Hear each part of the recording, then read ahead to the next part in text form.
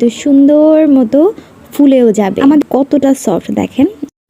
আসসালামু আলাইকুম এভরিওয়ান। আমার প্রতিদিন সন্ধ্যার একটা রুটিন হচ্ছে যে আমার শ্বশুর আব্বুর জন্য মালটা কাটা। প্রতিদিন আমি একটা করে মালটা কাটি। এটার যতগুলো পিস হয় সেখান থেকে 2টা পিস আবার আমার জন্য রেখে দিই, কারণ আমার শ্বশুর আমাকে জিজ্ঞেস করে আমি কি খেয়েছি কিনা।